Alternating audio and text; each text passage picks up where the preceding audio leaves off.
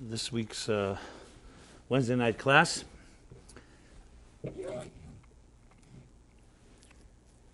And the topic is, do you have boundary issues? Yeah, I see you nodding. I guess everybody in this earth has boundary issues. Some more than others. And so the question of boundary issues, of course, begins in the most personal way, in the most acute way, in the personal stage arena of personal life, boundaries as in relationships. It's one thing to love somebody without any boundaries or borders or guidelines. That would make things simple. But however, being that we are structured human beings, and we sometimes, in the name of love, can cross boundaries, can blur boundaries. Sometimes in the name of self-respect, we may create too many boundaries. So it's a big challenge, is how do you create a balance? And of course, the challenge only gets more compounded by the fact that we learn about boundaries from our parents and from our adults that have shaped us when we were in our formative years. And if they had boundary issues, most likely we will have boundary issues, because that's what they set the model. And boundary issues can even be down to the fact of what you see at home, even in the context of sexuality, how your parents, how openly they were. You know, loving people is one thing, but if they're too explicitly open in homes, it has effects on children. And sometimes the opposite, when you don't see any kindness or love, that creates walls. And so boundary issues are so much bound up in the issue of self-confidence, self-esteem. We also can suffer from what is called being the pleaser, which again touches upon boundaries. As you have to please people. When the truth is, there's certain things you should be doing for others and certain things you shouldn't be doing for others. And often we try to buy affection with going overboard in our willingness to cooperate or please or not confront. So the list goes on, and everybody has a different version, a different ways it manifests. But boundary issues are definitely an issue for everybody. For some, it can be very destructive, one way or another, and for others, it may not be as pronounced, but it's still an issue. So that's on the personal level. You know, of course, I should mention as well, you have people, for example, who, God forbid, their boundaries were violated as children, whether sexual boundaries or emotional or other form of boundaries. Like often you have daughters who will describe their mothers have turned them into the mother. The mother was not around, and the daughters became the mother in the family. There you got another boundary problem. And as a result, what happens is, as we grow older and we start to struggle and grapple with our own boundaries, we often fluctuate from one extreme to the next. You'll find people who have been violated, you can find them being both promiscuous and also extremely, what's the other extreme? Extremely unreachable, untouchable, extremely celibate, let's put it that way. Now, why the extremes? Because that's what happens when there's boundaries. If the boundaries have been crossed too much, we can either respond by acting out without boundaries, or we can respond by putting up so many walls that nobody could enter. So this is, as I said, on a personal level, is a critical subject that affects us all, and many of us struggle with it. We don't even know that's what we're struggling with, and others do know. So at least awarenesses have the cure. You're at least aware that there's an issue, so you can at least be alert and vigilant about your boundary issues. But most people don't even know they have an issue there. That's part of the problem. They don't think there is an issue. They think that they're doing everything that seems normal because that's what they were exposed to.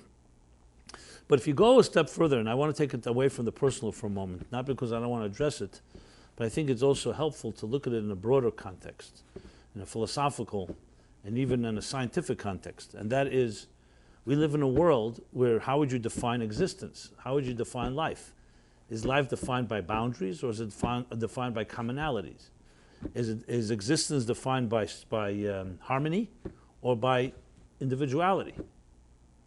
So when you broaden the subject matter, you realize that we live in a world, and I take it especially away from the subjective and emotional, personal experience. Let's look at it more objectively. You live in a world where both seem to be a very integral part of existence, is that there's boundaries. At the same time, there is cooperation.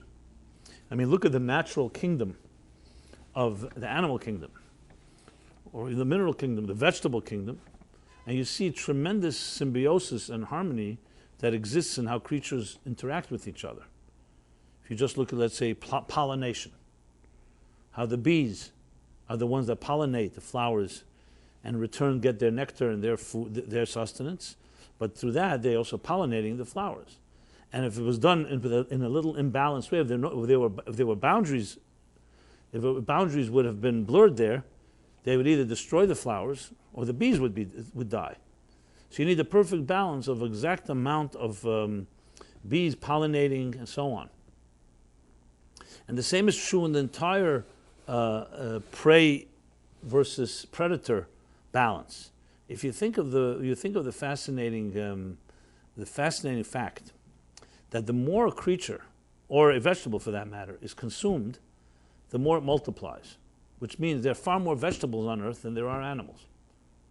And there are far more smaller animals than there are larger animals. And that balance is very precise, because if, and we know today, if a predator goes extinct, the prey that they kept a balanced number suddenly begins to explode in population, and they can destroy and consume in ways that destroy the whole ecosystem. So it's necessary, actually, that there should be a certain amount of prey every year that fall to the predators. Even though it's painful to see, and no one likes to see someone die, but there's a certain harmony there. And the same is true throughout the entire natural world. You find the constant fascinating balance between boundaries and commonality and the cooperation or coexistence. And should the boundary be in any way breached, either the boundaries would be too strong or too weak, the whole thing would fall apart. As again, you see it again and again. Let's take the most basic boundary of all that we're all familiar with. Water and land. Water and land is a fascinating thing. When you stand at a beach and you watch the mighty ocean suddenly come to a humble, silent quieting as it reaches land, something fascinating about it. Because out there, the ocean in its own domain is the most powerful force that can humble man and humble man's ships and everything we've ever created. The ocean is just so vast and powerful. And then as the waves begin to roll and gurgle onto the beach, you suddenly see it become so mild. Then, of course, there's the anomaly of a tsunami that we know, a tsunami where the entire boundary gets breached. And water does not know that it should stop, and it moves on to the land, and that creates, of course, tragedy, disaster. So you have in the verses in the Torah that talk actually about God literally, no pun intended, drawing a line in the sand and saying, till here is your place, water, and from here on is land's domain. So there you have the most fascinating boundary of all. The ocean in its own world is absolutely ferocious and untamable. But when it comes to the place where the boundary is set, the water stops and land begins. And the same is true if you look at our own personal life. Oh, let's take another example of the cosmos. Let's take the sun and the earth. If the sun were a few hundred miles closer to Earth, there would be no life. If the sun were a few hundred miles more distant from Earth, there'd be no life. We would either freeze or we'd be burned. Just a few hundred miles. I don't know exactly what the number is. But it's actually fascinating because that balance is exactly, should do too far and it's too cold. We could not survive without the heat, the warmth. Too close, we would burn up. So there's a balance that's going on in a person's in the universe in general. We'll soon get to the microscopic universe, but the macroscopic, and it all reflected in the boundaries in our own systems, the human being.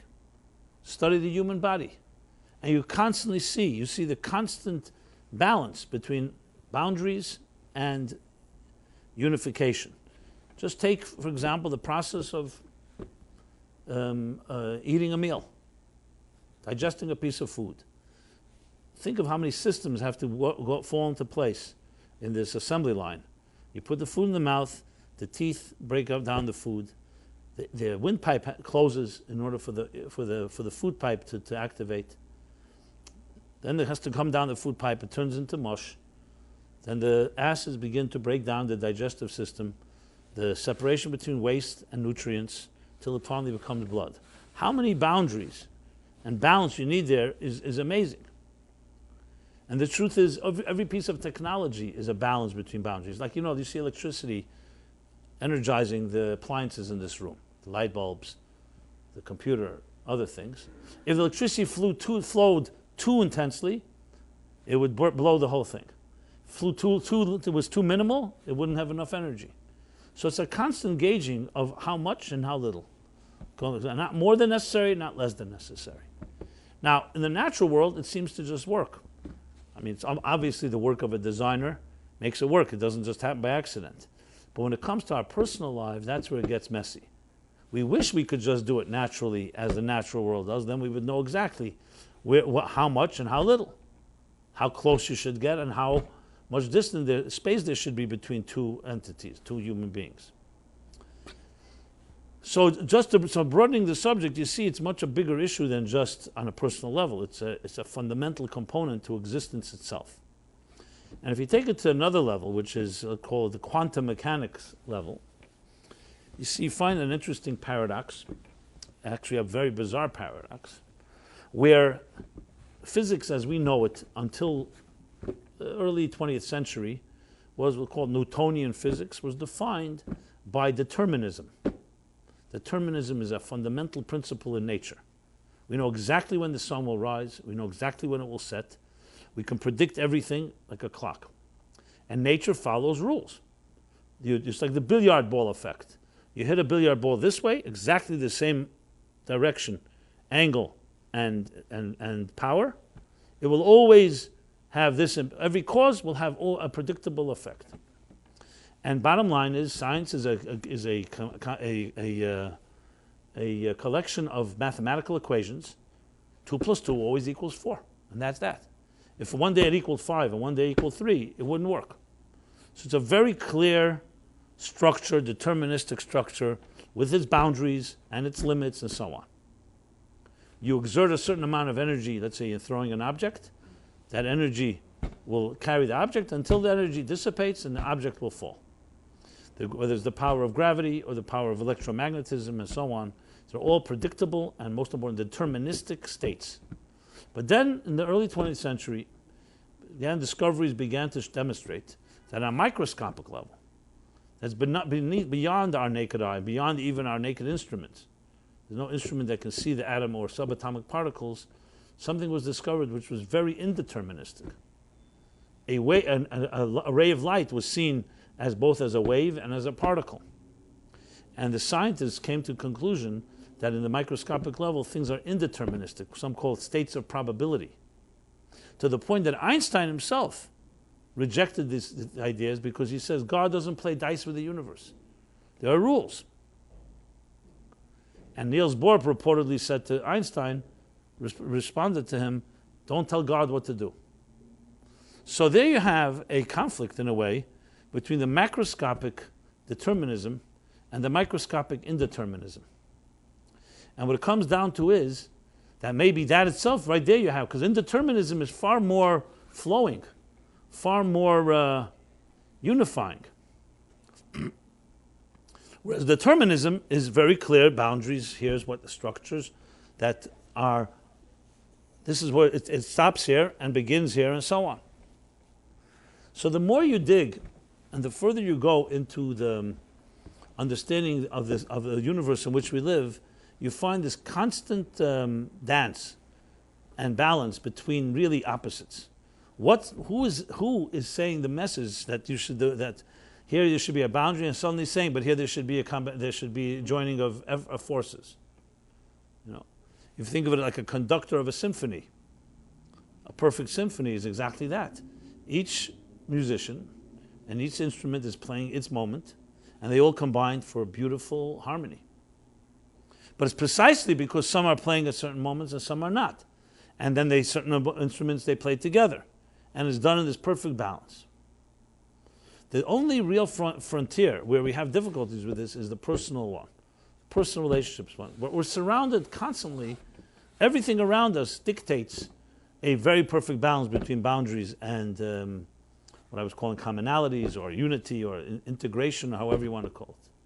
So maybe nature would be our best teacher to teach us how to balance the two. And it definitely is, because when you look at nature, you can learn lessons. Learn nature, not just nature. From my flesh I behold God. We can look at our own systems and learn from that. So if we didn't have healthy parents who taught us healthy boundaries, we have plenty of teachers out there. It's nature itself that teaches this. The boundary between how boundaries themselves are necessary. And as we shall discuss, we'll soon find out that boundaries are actually not boundaries in that context. Boundaries are part of the unification of something. The fact that something stops at this doesn't mean that it no longer has a function. It simply means its function now is to stop and allow something else to enter.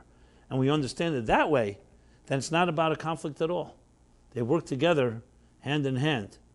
And on the contrary, the healthier the boundaries, the healthier the unification. The fact that the human body has so many different systems and different organs, and they all work, each one is doing its thing, is precisely what allows them to work together properly. If everyone was doing the same thing, that would not be healthy. If there was an organ convention and all the organs of the human body decided, you know what, this week we're all going to be the mind, and next week we're all going to be the heart, and next week will be the liver and the lungs, you'd have destruction.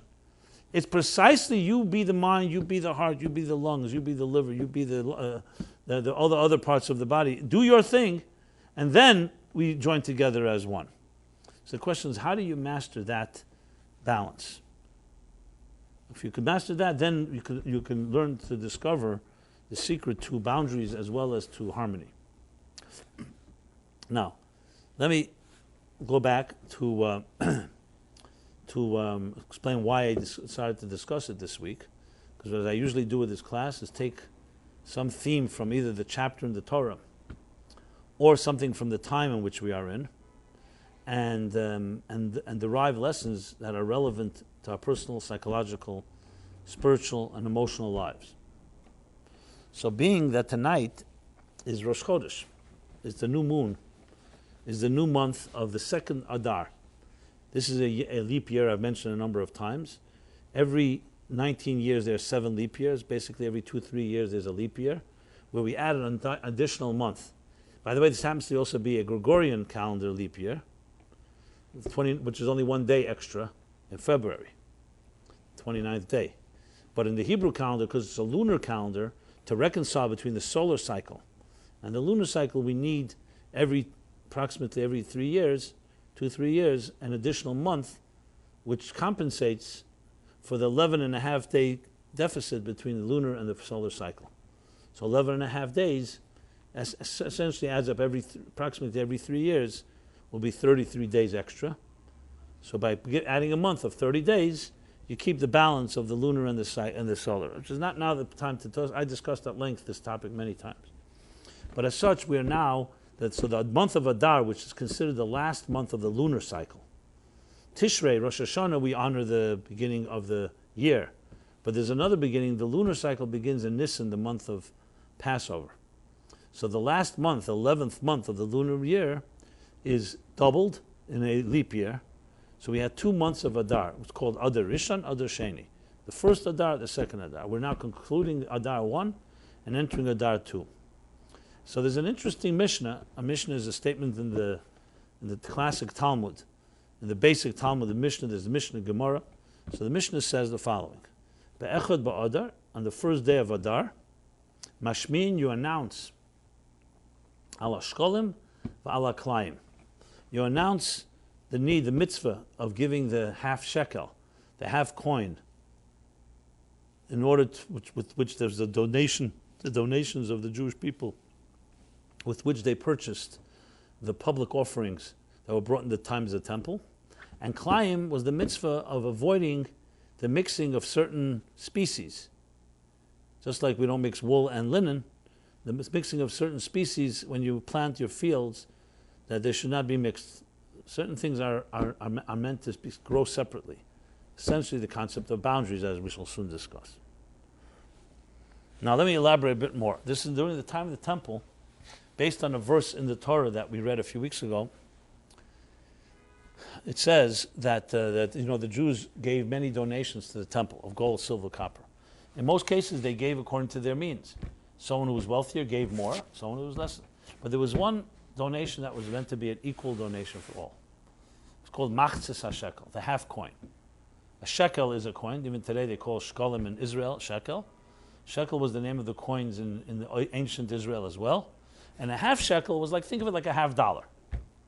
And everyone was meant to give this $50 during this time, because as the year came to a close, the lunar year came to a close, so in the month of Nisan, when the temple was erected, when the temple was established, was that they renewed the year, so they did a new so-called appeal. It was a new appeal.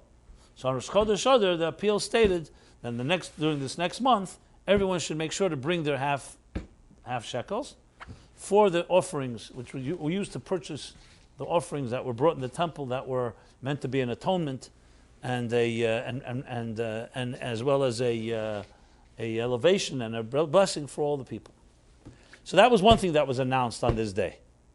The second thing that was announced was klayim, was the precaution to make sure that when you plant the fields, because this is now the beginning of the spring season in Israel, so now you're planting the fields, so now is the time also to announce, make sure to keep certain species separate from one another, and don't graft certain species. Now there are species, no problem with grafting, but the Torah describes what's called klayim, mixing together, grafting, or some way joining hybrid species that are meant to be kept apart, which is a law in the Torah, which is things to keep the boundaries. You don't crossbreed certain things.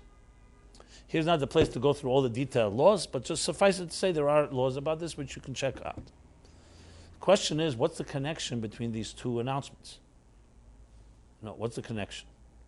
And what's the connection to the time that we're in right now? And as we'll soon see, that this seemingly ancient law that has really, you can say, almost no relevance today, because there's no temple, there are no offerings. We do commemorate the bringing of the half shekel the day before Purim on the fast of Esther. During the mincha service, the afternoon service, there's a custom to give a half coin. But beyond that, what is the real powerful personal relevance to all of this, to our lives? And what we'll discover as we explore this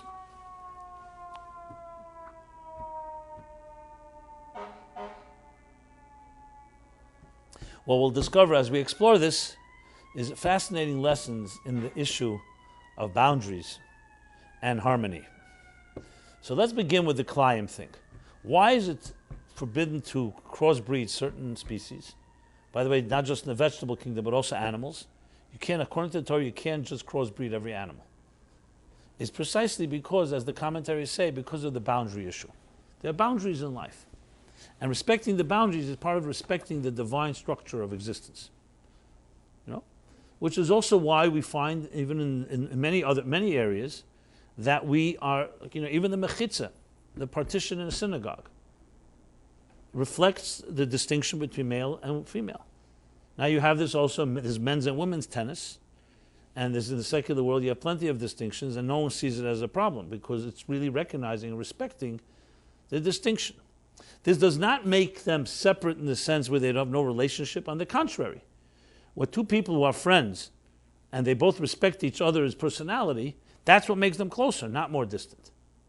So boundaries are not meant to separate, they're actually meant to unite by respecting the reality. Now, if we were all one-celled creatures and we were all one thing, then obviously it's all one thing.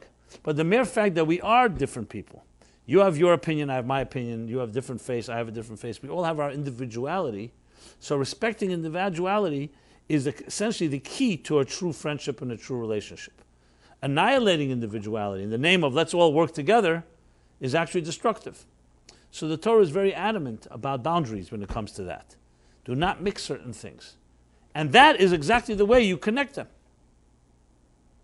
As I said before with electricity, If electricity decides, just using an imaginative situation, that it wants to so much unite with the appliance, it wants to surge in with all its power, what will happen? It will destroy the appliance and destroy itself. The process of true healthy relationships is knowing not only when to give, but knowing when to stop. Like you need gas and you need the brakes. Good relationship is what we call chesed and gvura. So let's describe what that means. There are people who are givers, and they give and give and give to the point that they can hurt those they give to, because there's no discipline, there's no limits. Children can be spoiled in the name of giving. If the water, we'll get to that in a moment, the waters. Then there's discipline. There are those parents that discipline their children and you don't see love at all. That's equally destructive because you don't have any flow. All you have is discipline. All you have is, every time you hear no, no, no, you only hear refrain and withholding and withdrawing. That's not healthy. What's the perfect balance? A flow of love, but with restraints and discipline and seasoned and tempered, that the recipient can receive it. A perfect example of this is rain. The Talmud tells of the droughts that would take place in Israel, which of course were very tragic because droughts was the key sustenance, was based on the vegetation, on the agricultural society. So a drought could literally be a matter of life and death.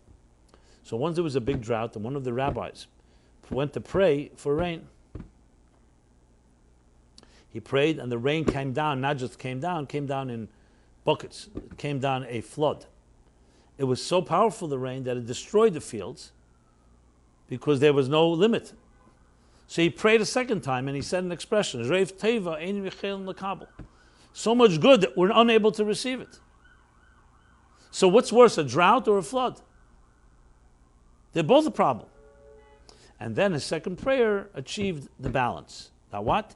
That the rain came down in raindrops. If you think of the fascination of raindrops, it's a perfect balance. It's not a drought, because there's rain, but it's not flooding. It's in drops which go at a certain speed that the earth can absorb it before the new drops come. That's why you'll see when we simulate rain in watering gardens and so on, it's done in that way. Done in a way that there's a balance. Because even when giving chesed without limits is destructive. Is it as destructive as gvura without limits? Not measuring, but they're both destructive. So the perfect balance is knowing how to give, but give in a way that the recipient can receive. And very often in relationships you find this. Sometimes people want to give so much love, or they themselves are so needy that they don't know how to stop. And boundaries are crossed, and in the name of love, things are destroyed. In the name of rain, too much water. So there's a need to be able to dance and balance, keep the balance in that context. So that's where the mitzvah of Klayim, the mitzvah that I said, the separation of the species, is respecting the boundaries. Respecting the boundaries precisely in order to create unity. So as again, if the world was a world where there was no structures and no distinctions, that's one thing, but that's not the case.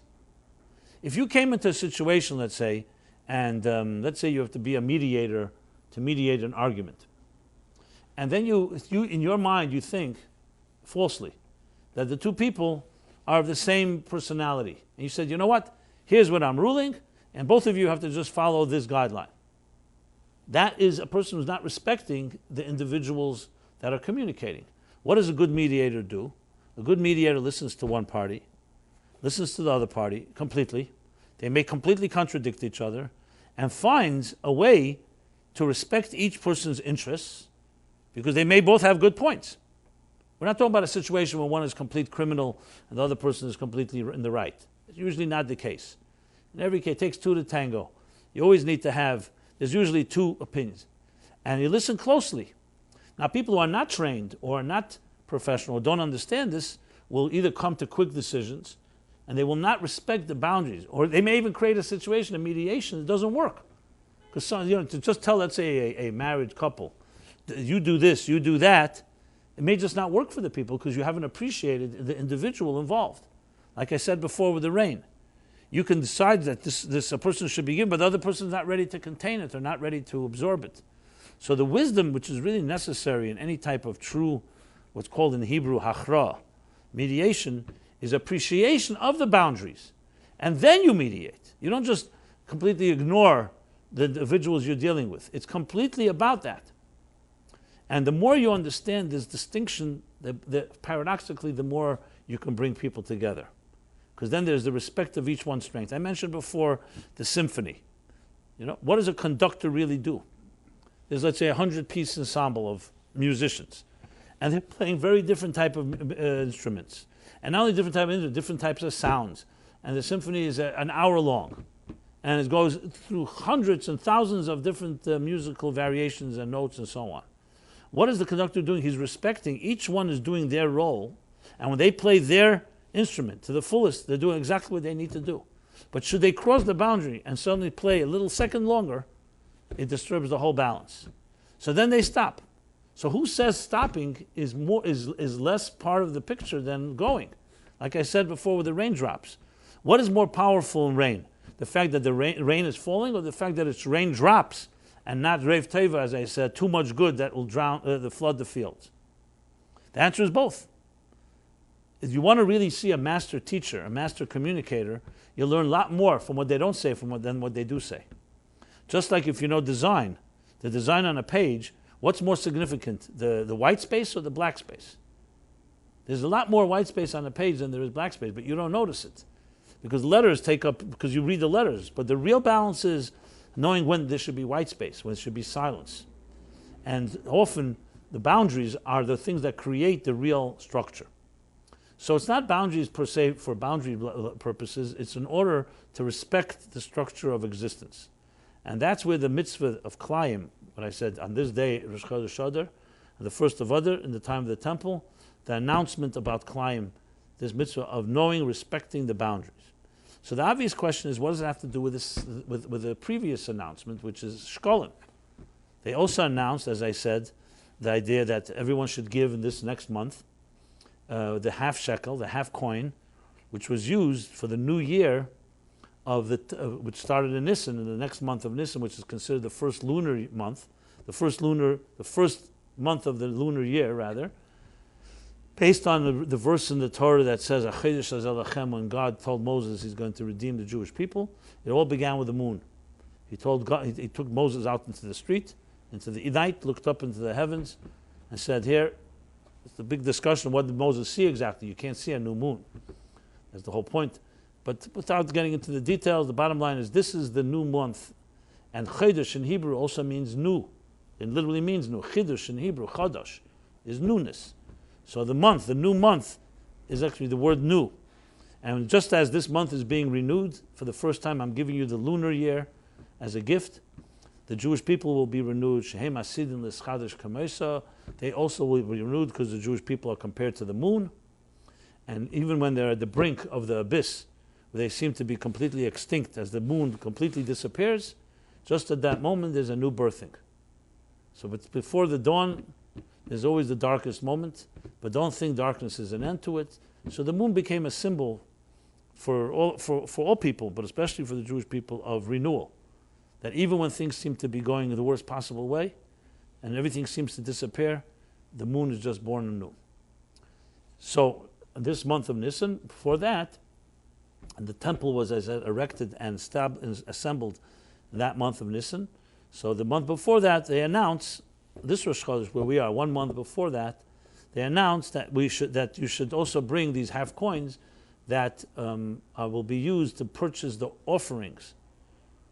The Karbanos Tzibur, the offerings that were offered, public offerings that were offered in the temple. What connection does that have to Klayim, which is boundaries? So if you think about it, it's very obvious. Because why is this month the month that you announce it? Because it's announcing it's a new year. And a new Truma Chadasha, it's called. A new offering, a new contribution, a new appeal. It's respecting the boundary of time. That you could say, you know what's the difference? Why not just leave over some money from last year's appeal and purchase the offerings from that money? Who really cares? So they won't give it this year. No, because there's a respect. Every year has a new energy, has a new cycle. As the new cycle begins a new counting and a new appeal. So it's essentially also respecting the boundaries of time, the boundary of the new year. That's on a very basic level.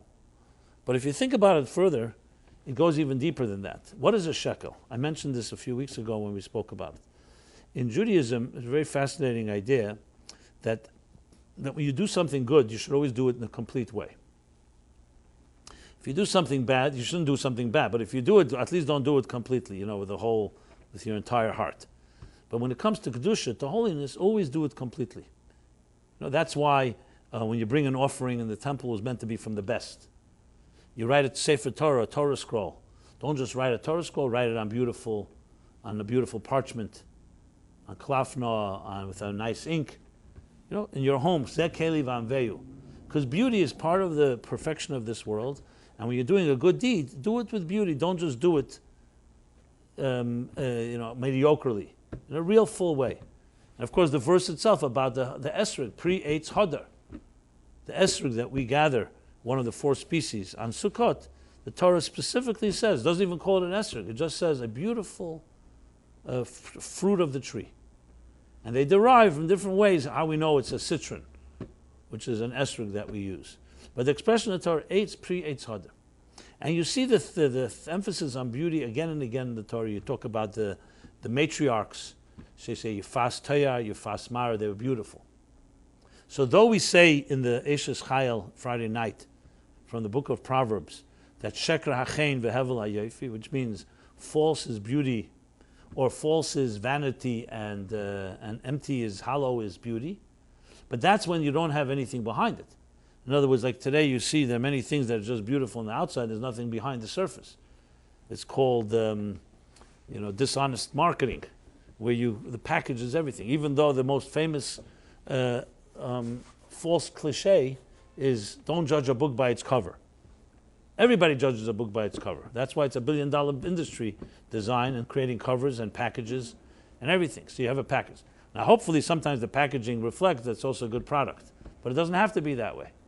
So we live in a world where you could have very hollow beauty, which has nothing inside. I've mentioned a number of times that in Hebrew, which is a very precise metaphorical language, the words mean things. So for example, what is the name for a face in Hebrew? When we say a face, panim. Panim is a face. But panim also has another meaning. It means internal. Pinim, pinimiyut, within, internally. When you say in English the word face, you say on the face of it, or the surface, you mean only surface. On the face of it, it looks this way. But when you look inside, it's something else. In Hebrew, interestingly, face and what's within are all consistent. Because there's a concept in Hebrew called, what we call hypocrisy, is echad bepeh, echad belev. Someone says one thing, but they mean something else. So they could smile to you and then stab you in the back. It's very common, it's called duplicity in this world. Sheker, false. But in Hebrew, which is a language of truth, there's no such thing as duplicity. What you see is what you get. A face of it reflects what's inside. Outer beauty reflects inner beauty, and inner beauty is expressed in outer beauty. That's the way it's meant to be. So in the Proverbs, King Solomon is telling us and warning us, don't be deceived by hollow and empty beauty, and recognize what's within. That's what he says, that the beauty and vanity is not is on its own is hollow and false. What should you appreciate? Isha Yiras Hashem Hitisal. You should appreciate a woman of valor, a woman that stands in awe of God. That's what you should praise. But once you have the Isha Yiras Hashem Kisal, then obviously the Torah would not extol the virtues of Sarah, Rebecca, Leah, and Rachel as beautiful if it was Sheker Achein. Because once you have the inner beauty of a person of fear of God, a God-fearing human being, then absolutely, that should express itself in outer beauty. So to go back to what I was discussing, excuse me, what I was discussing before about boundaries and about shkolim. So I was saying the following. So when you look at something, and you see something that you're doing that is holy or good, do it with complete heart. Be there completely. If you're now again, this is not a condoning but we will make mistakes in our lives. At least when you make a mistake, make sure don't do it with your complete passion. You should at least recognize that it's something wrong. So when you're doing something positive, as Maimonides, the Rambam writes, you should always bring minatev va'nifcher va'yafa, which means always bring the best when you're doing something holy. When you're doing someone a favor, when you're doing something positive, bring the best that you have. Which is why We have the mitzvah of Bikurim, for example, when the Jews entered Israel. So the first fruit offering. Why? Because Bikurim, like the word Bechar, everything from the first, bring to God as a gratitude and sowing. That's why the Bechar, the firstborn, the first fruit. Even the morning when we wake up, we say Modani, the first fresh moments of your day. Thank God for giving you life. Because you give from the best to the holiest. So then the question is then, which is why in the temple everything was done with completeness. For example, this week's chapter, when Moses gives an accounting of the temple, he makes it clear that not one drop was wasted. That means you really used everything perfectly. Le'pachas v'le'yesha, not more and not less. Perfect balance. And so the question then is asked, so why, of all things, one thing is given only in halves, the machzis shekel. Why then should the shekel be a half? Half indicates it's not complete. That's exactly the word, half of a coin, half of a measure, half a dollar. Why not give a full shekel? Which would seem to indicate far more the expression of giving of all of you. Why half? And there are different explanations given, but here comes the point I made a few weeks ago, maybe it was last week even, where the expression that they say, it's a Yiddish expression, but I'll translate it. I'll say it, then I'll translate it. They say there's no stuck in krimere zach via gleich wertel, so stuck in gleichere zach via krumme later. I'm sorry, stuck in krimere zach via gleiche later, stuck in gleichere zach via krumme zach via gleich wertel, and stuck in ganze zach via zerbrochene Herz. It means the following: there's nothing as crooked as a straight lie. There's nothing as straight as a crooked ladder. And there's nothing as complete as a broken heart. So, a broken heart, how could you say that's complete? Something broken is not complete. But that's not true. Because when you really are committed to something, and you're not detached and aloof, your heart will break for it. So what would you rather have? Someone that's a detached, cold-blooded individual that, you know what, everything is fine, nothing bothers me. Or would you rather have somebody that says, I love you, or I love this so much that it breaks my heart when I don't have it, or it breaks my heart when the person is in pain. So what's more complete? Complete is more than the word complete. Yes, when you talk about a broken table, a complete table is better than a broken table. But when it comes to, however, reality, you want the real picture. You want something real. Complete in Hebrew is not just complete, it means that it's real. And in a situation where something is painful, and we make ourselves like we're complete, like nothing happened, like someone will say, God forbid, experience a trauma, and they say, how are you? Everything is cool, everything is fine. Besides it being false, that's not complete. That means you're not healthy. You're not feeling the pain of the situation. Where someone says something happened and says, you know, my heart is broken, I'm hurt. That can be more complete than someone who says they're complete, because it all comes down to what the real experience is. So for someone to make believe like something's not happening, that's not reality. So when it comes, there's one, therefore, mitzvah in the Torah that reminds us that we're not complete human beings without another half. So some places it says the other half is God. We bring the half a coin, and God fulfills the second half. And sometimes it's described as two Jews, Avis Yisrael, when one person loves another and the other one reciprocates. That we're not complete. Like in the words of Hillel, if I'm not for myself, who am I? Okay, so we need to be on our own complete as we can. But then he has a second half of the statement. Imanila atzmi, if I am for myself, what am I? So we live in a world, as I said before, where as much as we are individuals, and no two of us are alike, we also complement each other. And it's not a contradiction. You'll find people who are very secure and comfortable in their own skin, and they're very, very much aware of their own identities and comfortable with their identities, can coexist with anybody. People who are not, who are insecure, who wonder what their identity is like, always find that someone is taking something away from them, because they themselves, if you don't know who you are, how do you know the other person maybe is taking something away from you? But if you know who you are, you're very confident and very secure. You see most projects fall apart, whether it's whatever project, because of this issues of insecurity, jealousies, pettiness. The projects that work well is either because someone at the head is very healthy and knows how to keep everybody and gives everybody exactly their job descriptions without crossing boundaries. Or the people themselves are very secure and professional in what they do. And they understand exactly what they're good at. And they're fine with someone being good at what you do is excellent, and what I do is excellent, and we join our excellence together. It requires a combination of self-awareness, but also what's called in Hasidic terminology, bittul, also a certain humility and recognizing I'm not good at everything, and it's perfectly fine.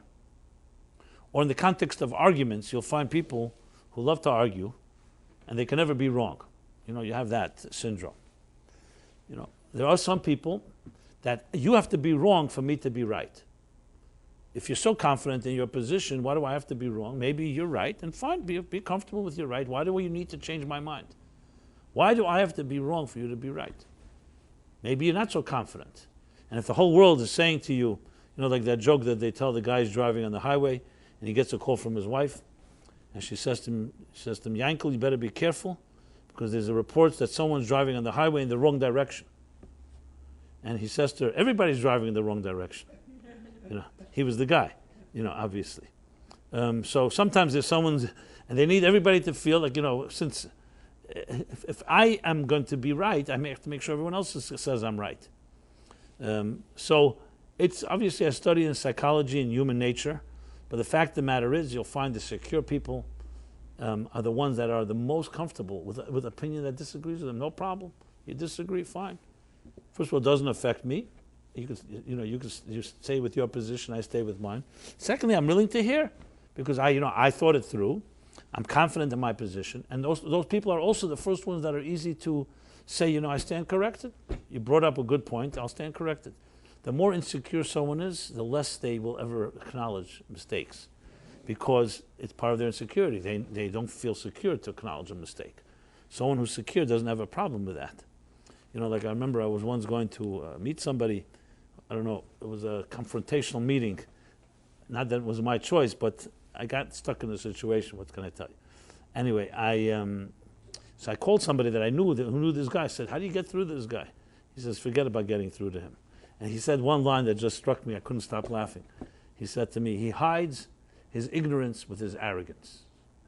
He hides his ignorance with his arrogance.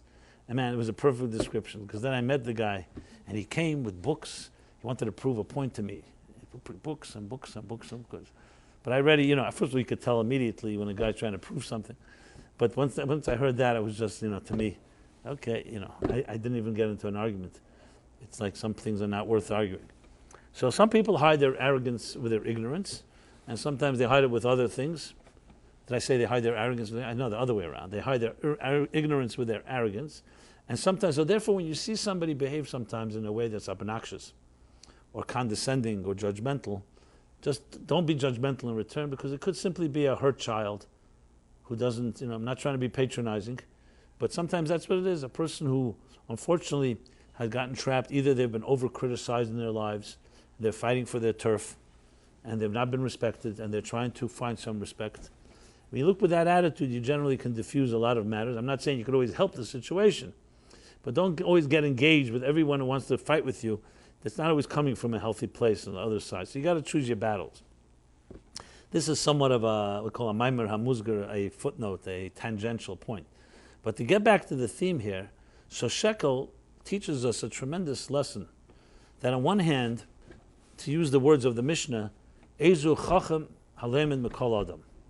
Who is the wise person? The one that learns from everybody. And there's two lessons in that. That everyone has something to learn, and everyone has something to teach. So in an interesting way, this is how Chazal, our sages, in their wisdom, in their precise one line, give us two lessons. These two lessons themselves are volumes. That everyone, who is the wise person? The one who learns something from everyone. But that means everyone has something to teach. So you find a fascinating law in Jewish law, laws of charity. It says that everybody's obligated to give charity. Not just, I'm talking about financial, monetary charity. Even a pauper. You could say, well, a pauper doesn't have money. Why are they obligated to give charity? And the obvious answer is because, number one, the dignity. Everyone has something to give. A pauper may not be able to give much, but it's not quantity. It's about the ability to give. And to write off a person and say, you're so poor that you have nothing to give, for the Torah, that's worse than saying, don't give anything because we have Rahman's compassion on your financial situation. The dignity that you have something to give. Again, as much as you can give, or she.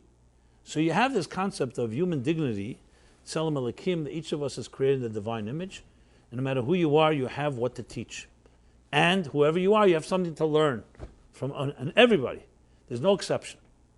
Which is why you find in the Talmud interesting stories of the greatest sages learning things from people who are completely not in their own league. Because that's the lesson. What does that tell you?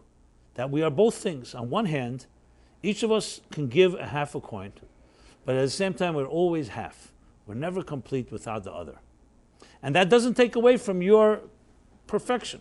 On the contrary, it makes you more perfect. Because you can learn from others and you can grow through others. If you're a self-contained individual and everything was figured out on your own, you would never learn to grow. There's an interesting question that's asked in Hebrew when they talk about the four kingdoms, the four species. You say there's, in English you say there's the mineral world, the vegetable world, the animal world, and the human, sometimes the four kingdoms. In Hebrew the expression is Daimim, Sameach, Chai, Medaber. So Daimim literally means mineral, inanimate. So that's the whole world of the inanimate. I mean, on the surface level today we know it's buzzing with pulsating subatomic particles.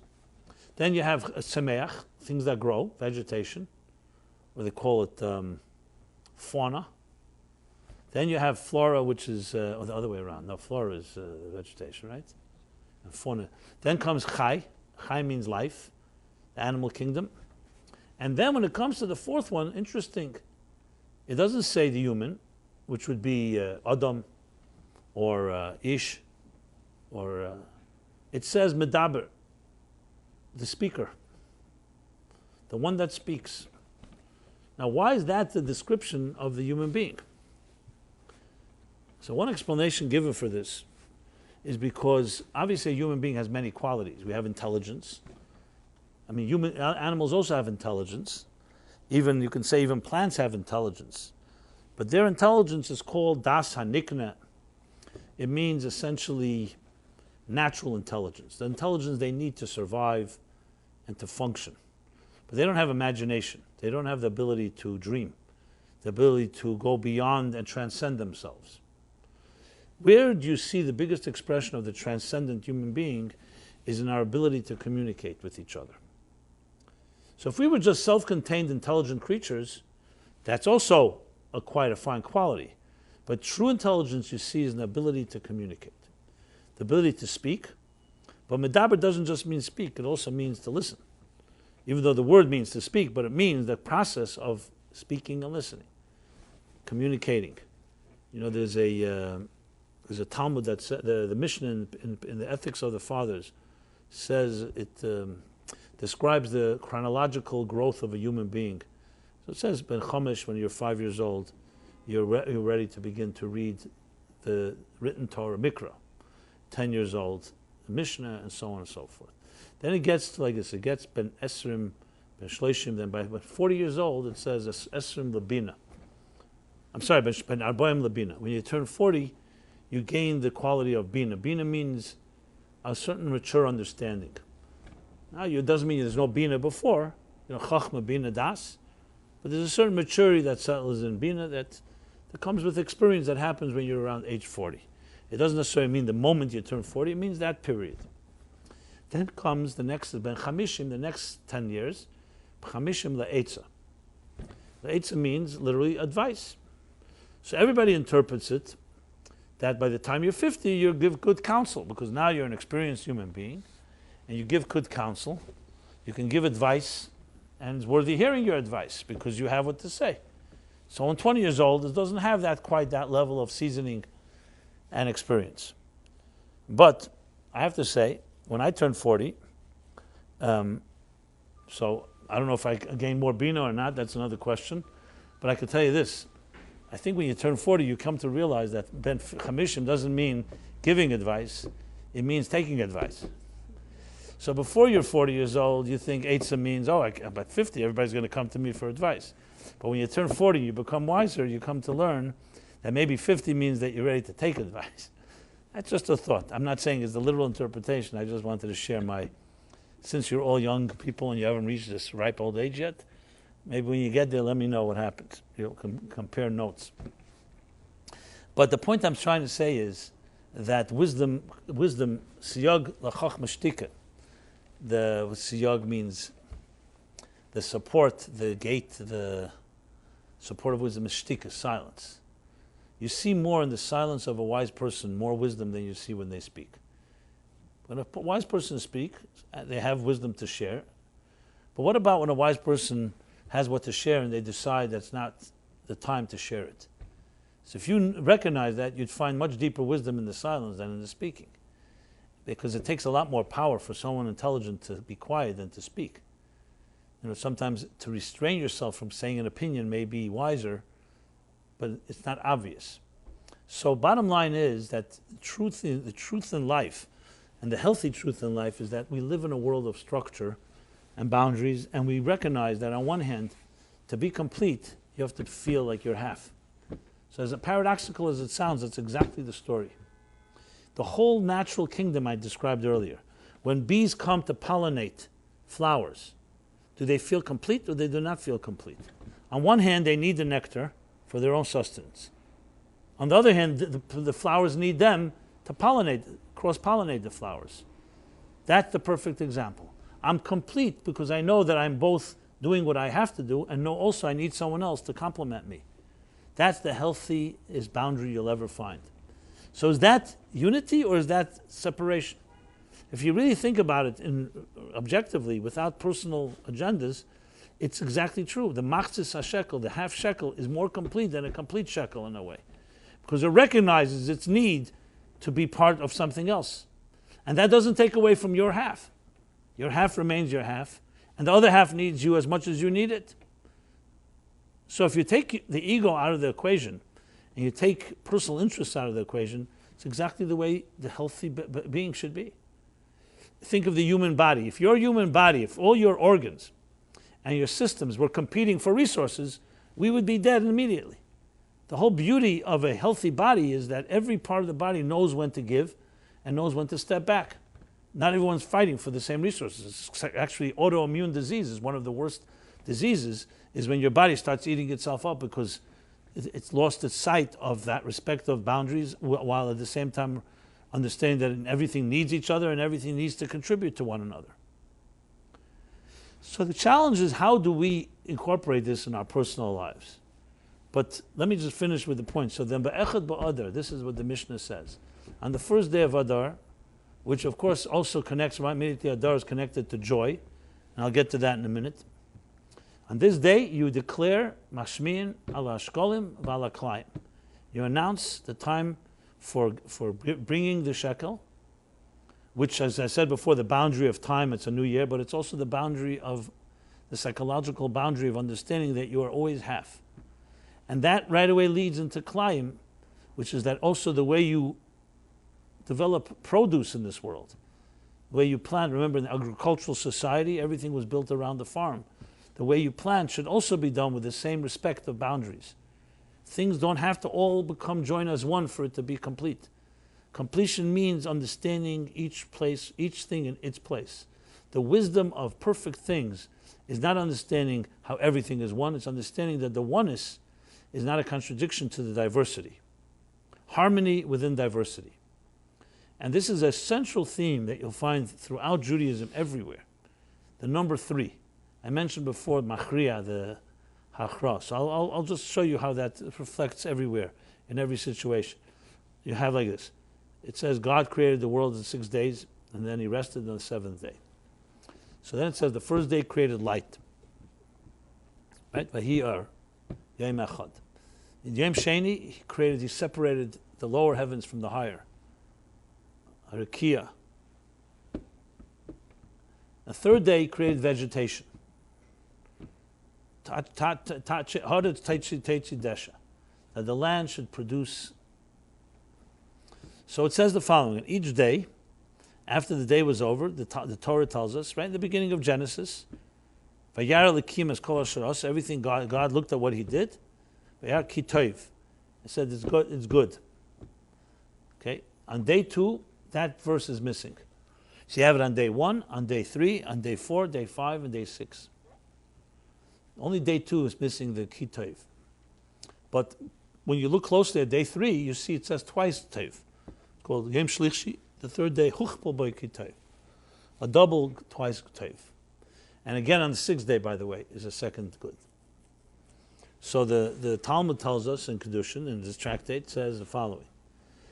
Because on day 2, because God created division, separation, which is the creation really of the potential of machlekes, of the divisiveness, so you can't say good yet, because we don't know how it's going to go. This division of higher and lower could end up being a battle. But on day 3, when the third dimension comes and unites the two, you know now it's gone toward what we call shalom. In Hebrew, the word shalom means peace. But shalom means more than peace. It also means complete. You know, because peace could also be the absence of war. For some people, if there's no war, it's peace. In Judaism, no. An absence of war is not, it's like saying love is the absence of hate. Love is a lot more than the absence of hate. I know for some people the standards have gotten so low. If there's no hatred, it means it's love. But true love is an entity of its own. And true peace is not just absence of battle. True peace means a complete state. The end of the Talmud says, God did not found a container that contains blessing, only peace. Why? Why peace? There's a lot of blessing, could be so many other things. Children, health, good family, knowledge. Why peace? Because peace does something that nothing else does. It takes diverse forces that could be potentially divisive and turns them into one harmony. And that is indestructible. So on day 1, you can't say double good because all you had was one unit. It says Hashem Echad, God's unity prevailed, light, divine light. Day 2 was a separation where God created the structure and the boundaries of existence. The boundaries were created day 2. So for the naked eye, the boundaries can seem as being, a problem. It's far easier to have unity in day 1 because there's no other opinion. There's only one opinion in existence. It's God's opinion. Or like, some people say, I'd love to be the only person on earth and I'm the only opinion. There's no other opinion. But God created 2 opinions. 2 really is symbolic of meaning diversity. Diversity can lead to divisiveness. Comes day 3 and teaches, which is really the growth, that teaches harmony. In the Kabbalistic structure of spheres, day 1 is chesed, day 2 is gvura, and day 3 is tiferes. And tiferes has another name for it besides harmony, beauty. Tiferes is a name for beauty. Because what's beautiful? You can have a beautiful color blue, you can have a beautiful color red. But we don't call that beauty. You won't say blue is beautiful. You know where you see beauty? Beauty is always where there's a combination of different hues and colors, and they're joined in the proper way. Then you say a beautiful face. You may say, I like blue. I like the color blue. It's my favorite color. Same thing with music. One sound, as beautiful as it is, it will become very monotonous and very dull if you just hear one sound. Real beautiful music means many sounds, but played in the right order, and that creates a harmony. Now, if played the wrong order, it creates noise and chaos. Just like the blue and other colors mixed the wrong way, it's very disturbing. So one unit always is simpler than 2. But to achieve beauty, to achieve a dimension of transcendence, you require harmony within diversity is the only true type of beautiful thing there is. That's why there's nothing as powerful when you see different people come together toward one cause. Because that's precisely its power. Because they have so many different strengths, and they could have been at war with each other, and yet they've joined together and they complement each other. And you'll see this throughout the whole of Judaism. For example, the first month that we're soon coming to Nisan is considered Chodesh Harishon. The first month, God took the Jews out of Egypt. That's Chesed. Chesed Nu'arayich. Then comes month 2, which is the month of Iyar, when we count Sphira and we count the Omer, which is compared to Gevurah. That's why it's days of sadness. We don't do weddings. due to the events that happened then. And then comes month 3. Tiferes Zeh Matan Torah. The Torah was given in the month of Sivan, the month of beauty. What does Torah do? Torah brings together Chesed and Gvura and joins them into one harmony, the 3rd month.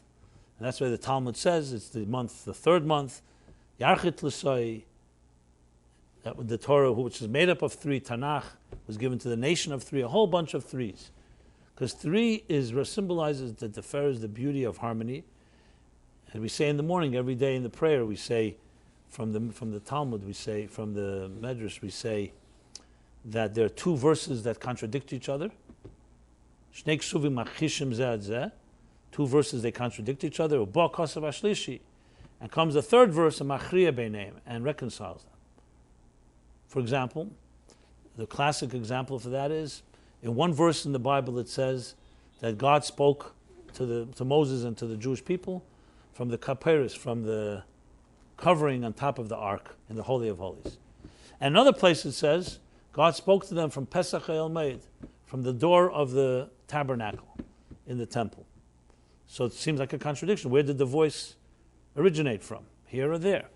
So then in the one chapter, so Rashi, at the end of chapter Noseh, says, comes the 3rd verse, and says that the voice originated from the cover on the ark, but it traveled through the door of the Olmod to reach the people.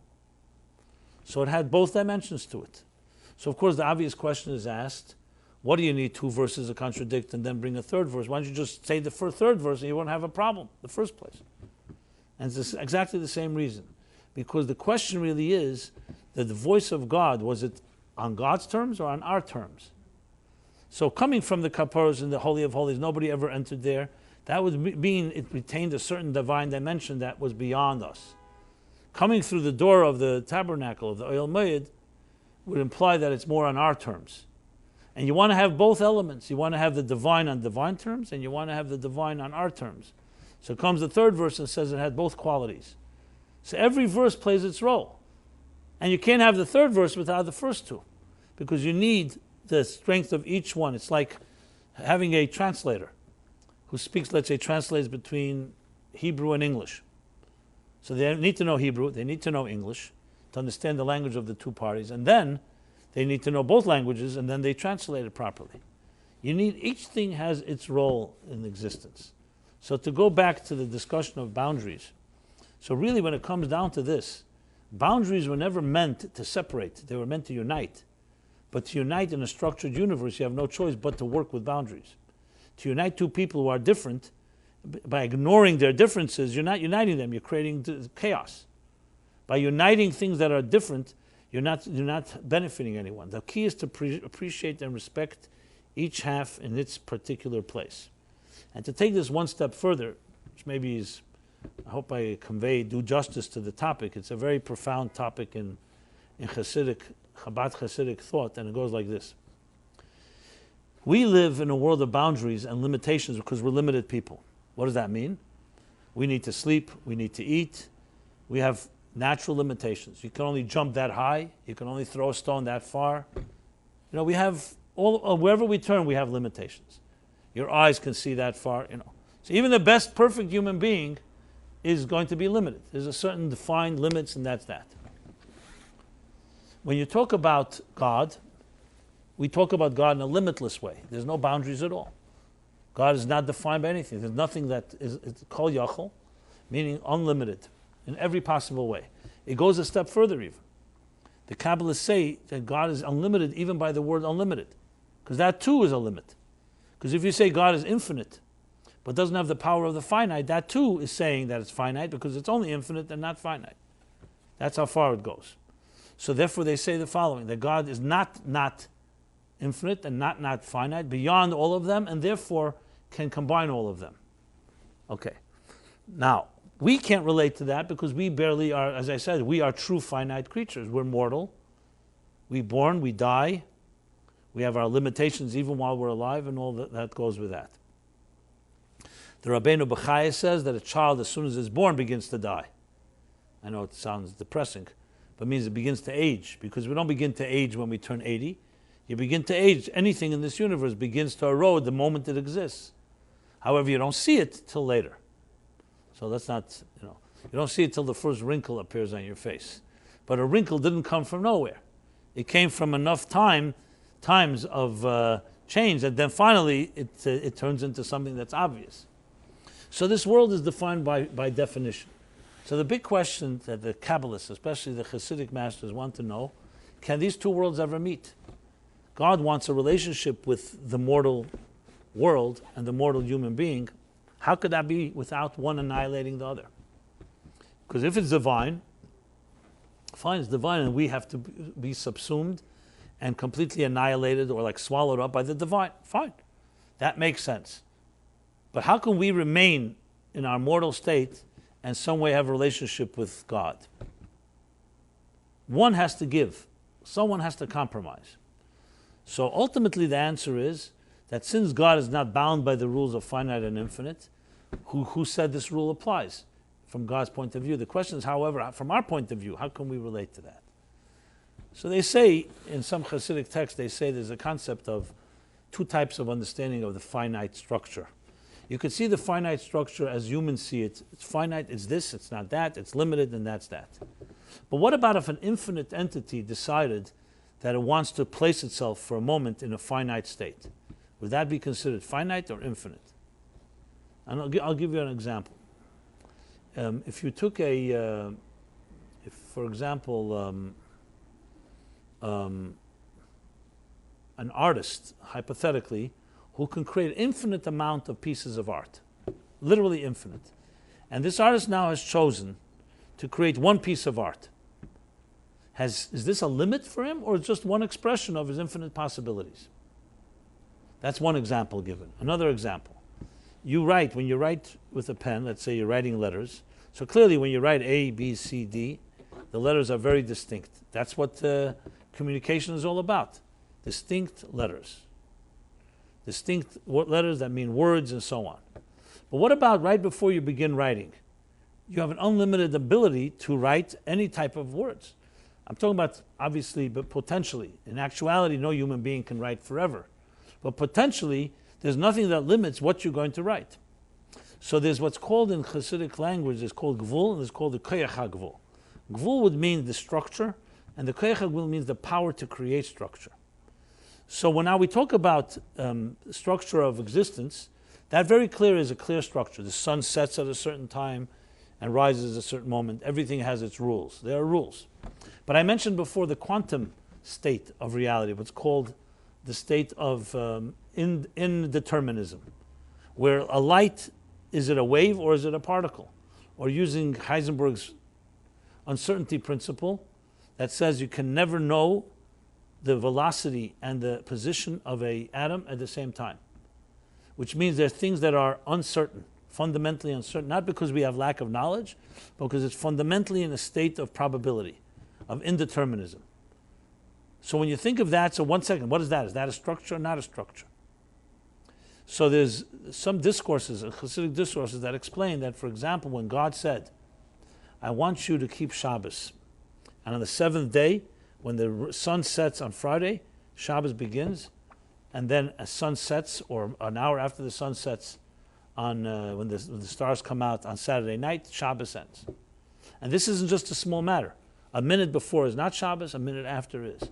Same thing with Passover. And there are rules. There are rules that have severe penalties if you break them. Real boundaries. So this looks like a complete boundary structure. You do a mitzvah only this way and not this way. You can't do it two ways. I'm talking about those mitzvahs that are very precise. The question is, how does an infinite God bind himself to finite rules like that? So the way the Hasidic masters put it, they say this called Hagbala Atzmis. It means a finite state that's willed by an infinite state is not really finite, because it's still just an expression of the infinity of the entity. We can't perceive that because we're defined by the finite. So, for example, if you see someone who is sitting, and I've seen this in my life, sitting under a talus, under a prayer shawl, 7 hours praying on Shabbos, and doesn't move. Is this person in a finite state or an infinite state? And then you see someone else who has millions of frequent flyer miles and they're traveling all over the world. So who's traveling further? So you can say the person who's sitting in one place seems to be very limited. But if he chooses to be there, and the other person is running for his life because he doesn't know what his life is about, so he's running from one place to another, just because one's moving around doesn't mean that they're free. Freedom is the choice that nothing imposes itself upon you to do what you're doing. If you're doing as a conformist, it doesn't matter whether it looks like you're a free spirit, it doesn't mean it's free. If you, by your own volition and choice, decide, I want to sit right now and read a book for 5 hours, who cares what others look? The others may think you've been forced to do so, but you know that you're not forced. That is called a finite infinity, because it's defined not because you have to do it, but because you want to do it. So they explain that when God chose mitzvahs to be defined by certain things, he chose the finite. And choosing the finite doesn't make it finite. For us, creatures of the world, of this finite world, it's absolutely finite because it's structured. But in truth, it's a boundary that really has no boundaries. That's why you have the expression in the Torah that says that Jerusalem, right, the old Jerusalem is surrounded by a wall. So then it says in the verse, Prozes Teshuv Yerushalayim, that when Mashiach comes, the walls will open up. And instead of being a wall of stone, it'll be a wall of fire. What is the meaning of that? Because there are walls that confine and there are walls that free us up.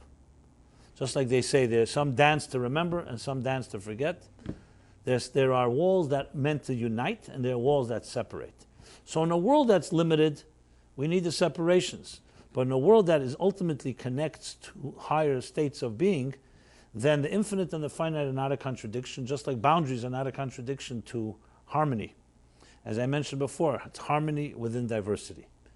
So this last piece of this talk that I've been giving may be a little more dense and complicated.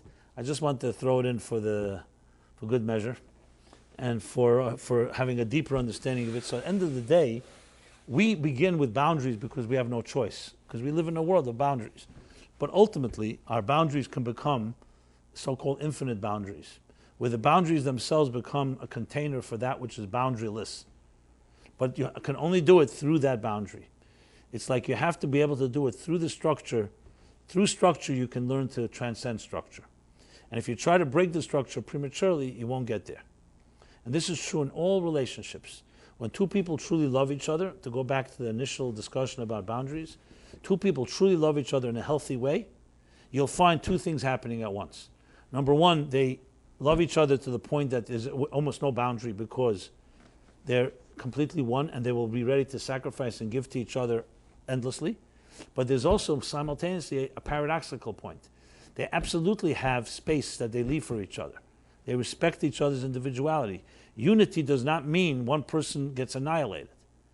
How those two things come together is because there's a divine power that allows that joining to happen. So we begin with creating space. A relationship, you need to create space. Someone says to you, listen, don't be overwhelming now, I need my space. That's part of a relationship where you respect that and you don't feel offended. Once you learn to respect people's space, and you learn also to be, as they say, when in love, when you're close when you should be distant, you'll end up being distant when you should be close. When human beings need, even people who love each other, their space, that's part of the closeness, respecting that space. When people make the mistake and say, why, if we love each other, I want to be with you all the time, 24/7. That's not love. That's, like I said before, that's a love without healthy boundaries. Part of love is recognizing the person has space, and you should celebrate their space, just like they would celebrate your space. And when you do that enough times, those boundaries that seemingly seem to be space end up becoming part of a higher unity. So even in our own human lives, we are mortals, and in our finite structures, our structures can also become part of something that's greater. Just like the musical symphony I mentioned before. If one musician says, hey, I want to keep on playing my violin, why you don't let me play further? That's, of course, someone that's out of whack. But the mere fact that you're stopping right now, your silence is part of the symphony, because you're not just letting another instrument play, but your silence is also part of it. If you keep playing, it's going to defeat your own sound. And you'll see this in every given situation. Knowing the restraint is just as powerful as the expression. And bowing back to finally saying why we're called medaber, a human being, a medaber, because when we speak to each other in a healthy way, real healthy communication. I'm not talking about texting now and this social media thing called friends, which means friends you never meet. And I'm talking about true heart-to-heart, face-to-face communication. Speaking means speaking and listening is the ultimate transcendent. That means I may have my opinion, I may have a strong opinion, I may be intelligent, but you know something, I respect you enough and give you the dignity, I want to hear what you have to say. And not only do you listen, but you learn from it. Like I said, Chacham lemed mikol adam, you learn from it. And you have something to teach and you have something to give. And that type of balance and dance is the key to this concept. So,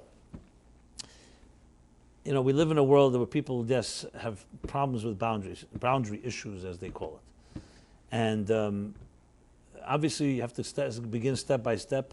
Some people do need therapy and need to go through why they have boundary issues based on what they learned or they picked up from their homes or from environments that had boundary problems. But I try to give a broader perspective on this, not just in a point of view of unhealthy boundaries to healthy boundaries, but to understand what boundaries are in the first place.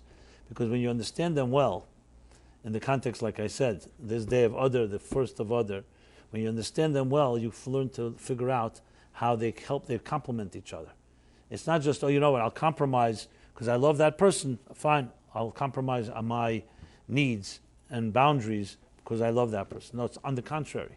That love is expressed that by giving space, you're actually creating more unity than the other way around. And it all leads into the first of Adar is simcha, joy. If you think of joy, healthy joy, as Maimonides writes, is in a way it's also a paradox. Because on one hand, joy as opposed to what's called in simcha, as opposed to what's called in Judaism oinig, is often the difference between holidays and Shabbos. So even though they both have an element of pleasure and both have an element of joy, but simcha cannot be done alone. That's why the primary mitzvah of achnosas orchim, of inviting guests, is on holidays. Even though we do so on Shabbos as well, Yom Simchaschem El HaShabbosos, Shabbos also has an element of joy, but primarily Moedim LaSimcha is primarily on holidays. And that's why? Because celebration, you see, when someone's celebrating a wedding, a bar mitzvah, a bas mitzvah, or just a celebration of holiday, it's not a full celebration when you celebrate alone. You want others there. Einig, which means a much more peaceful type of contentment, you could be alone and sitting and reading a sefer, a book, learning, studying, enjoying music, and have pleasure. But simcha is something about it requires the synergy or the participation of others. So on one hand, simcha is like joining others in your joy, but at the same time, does that obliterate the individual boundaries between people? No, you could have people dancing together, celebrating together with you, celebrating for you, for your child's marriage or whatever it may be, and yet they still remain individuals. So simcha is an interesting thing. Everyone is uplifted without being annihilated. Healthy joy. I'm not talking about where anybody's being forced or something that's that's toxic. I'm talking about healthy form of joy. So it's interesting. Echad B'Adar, that's the day when joy, Marbim B'Simcha, you start increasing in joy. And this year, actually, because of the first Adar, so it's the second month, we continue to grow in it. But essentially, like a connection that the joy, the other joy, is connected to the theme of Shkolem and Klein, which is how boundaries and distinctions help create harmony. And ultimately, that harmony within diversity. Okay, I'm sure we could elaborate more on this topic, but like we talk about boundaries, we need to make a boundary here too, because there is a curfew, after all, in New York, right? What do they say? They say is that that's why by Simchas Torah, even Simchas Torah, when there's almost no boundaries, and you're dancing, it's called hakafas. Hakafa means a circle, going around and around. We know circles are endless. Circle is the symbol of infinity, because where does the circle begin? Where does it end? But nevertheless, you say Ad Kan Hakafa Aleph. You even then have to say until now. The infinity number one has to stop, because we live in a world where we ultimately have to breathe space. As even Moses was space between chapter and chapter. So what we like to say is that we take a small break until the next coming together. So we'll do that. Take a small break, which will last around 6 days, until next Wednesday night, next Hakafa. And we'll continue our infinite journey in a finite universe. And may everybody be blessed in this month of Adar. It should be a month of joy for all of you, for each one of us. Real joy in personal lives and finding the right blessing, soulmate for those that need to find that. And there should be simcha, especially in the Holy Land, of our brothers and sisters. They should not need to continuously be, like we hear about the latest tragic attacks, be able to live without looking over their shoulders. And should be real simcha, se'elam al reishim, joy for the entire world, peace in the entire world, shalom. And anyway, I could be of help to anyone in their journey. I say to all of you here, but also to those online. Please see me as an asset, a resource. And it's an honor, as I always say, to intersect kindred spirits and souls, where each of us has our individual strengths, but we also learn from each other. And though I may have been doing the medaber here, the speaking, you never know. Sometimes you grow more from, I may be hearing more than listening and hearing more what you're saying than you may be hearing what I'm saying. Well, let's hope it's a dance that complements each other. And if you haven't left your email address, please leave it. And until next Wednesday, everyone be well. Have a blessed week. Thank you. Okay.